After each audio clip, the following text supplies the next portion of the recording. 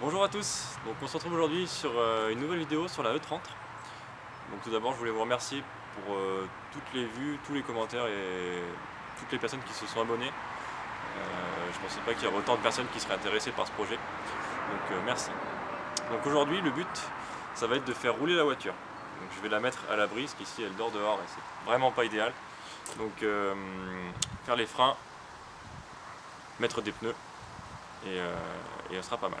Malheureusement la voiture elle se trouve à environ 3 heures de chez moi. Donc je suis ici dans ma ville natale et moi j'habite à Lyon. Je peux pas trop bosser dessus souvent et c'est un peu problématique. Donc j'ai aussi un autre projet qui est la E36 que vous voyez là. Donc c'est ma voiture tous les jours et je fais pas mal de choses dessus aussi, donc je voulais savoir déjà si ça pouvait intéresser tout le monde. Je pense que oui. C'est une voiture sur laquelle c'est un moteur swappé. C'est un moteur 318 IS E36. À la base c'est un 316i. Sur laquelle je vais mettre un turbo pour j'espère atteindre une puissance de 300 chevaux. C'est une voiture avec laquelle je fais du drift, donc à petit niveau pour l'instant. Donc voilà, il y a pas mal de choses et j'aimerais bien vous montrer l'évolution. Donc voilà, je pense que je vais vous faire des nouvelles vidéos dessus. Je vais pas mettre de côté la E30, je vais faire les deux voitures à mon temps. Voilà. Donc là on va remplacer le bout de fil qui permet de faire tourner la pompe à essence. J'ai trouvé le relais sur internet, donc je vous donnerai si ça vous intéresse un moyen de trouver des pièces pour les vieilles voitures, notamment les BM, parce que je sais que c'est toujours un peu compliqué à trouver. Donc on va essayer de voir si c'est bien le relais qui fait que la pompe à essence démarre pas. Donc je vais le poser et on va voir si ça tourne.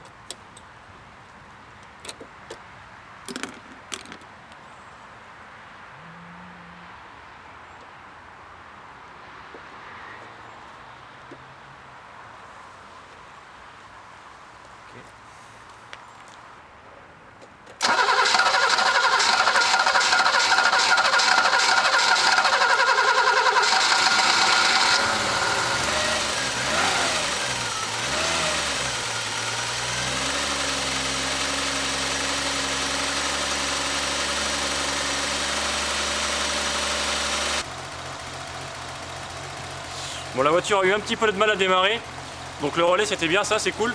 Par contre, je pense que la pompe s'est désamorcée, la pompe à essence. Les dioris sont peut-être un petit peu poreuses.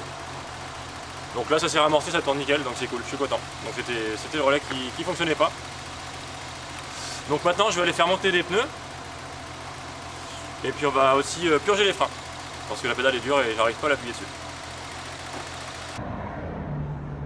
Donc ça c'est les pneus qui sont sur la E30 d'origine. Donc on voit qu'ils sont bien défoncés. Donc c'est pour ça que je les change. Donc maintenant on va régler le problème de freinage. Donc en fait quand j'appuie sur les freins, il se passe rien. C'est super dur et on n'actionne pas les freins. Donc pour pallier à ça, je vais déjà essayer de remplacer le liquide de frein. Donc en fait faire une purge du circuit et débloquer les étriers. Donc là on est sur les freins arrière. Donc on va commencer par le circuit qui est le plus loin de la pédale de frein, c'est-à-dire donc l'arrière droit, parce que le maître cylindre de frein étant à l'avant gauche. Donc pour remplacer le liquide, on va ouvrir le purgeur qui se trouve juste ici.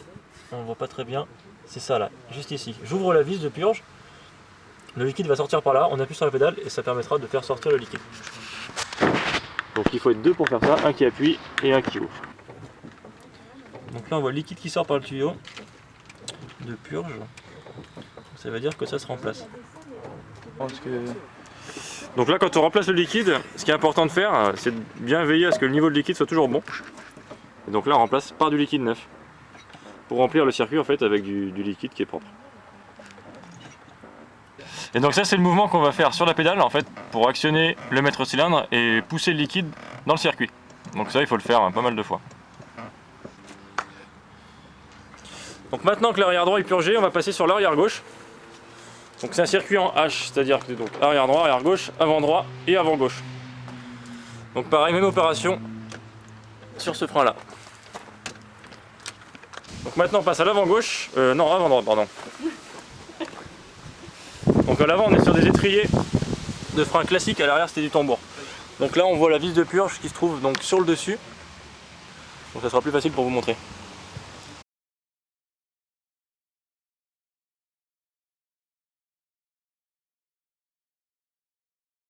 Pompe. Donc là on voit bien le liquide qui sort ici, qui est une sale couleur. Et le but c'est qu'il devienne un peu jaunâtre, assez clair. De toute façon on va vite voir la différence normalement.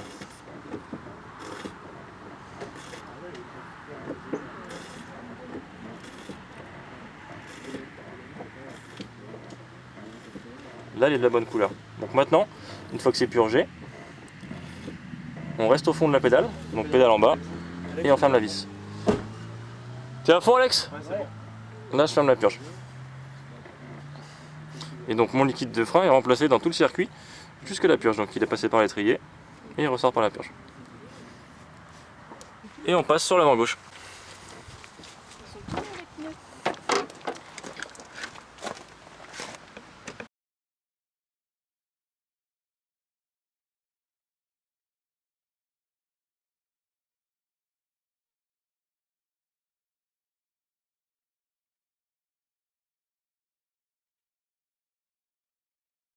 Donc là maintenant on a une pédale qui est souple, qui est normale en fait. Donc ça veut dire que le circuit est bien libre, les pistons sont débloqués.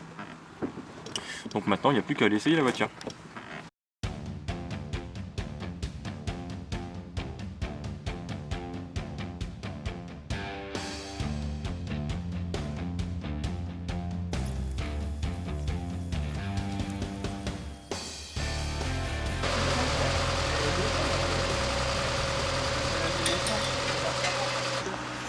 Bon, la voiture est par terre, donc maintenant il ne reste plus qu'à aller l'essayer. On va voir si elle s'arrête bien avant de l'essayer quand même. Et c'est parti.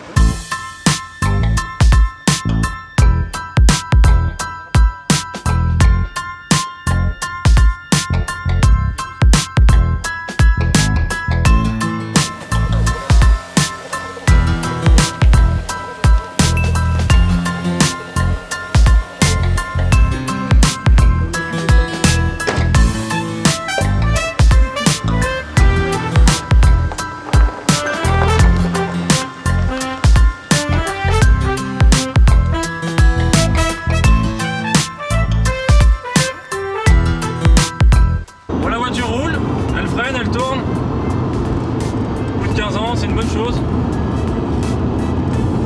Pas de problème pour l'instant. Bon, on a fait 500 mètres. On va voir la suite du trajet. La voici.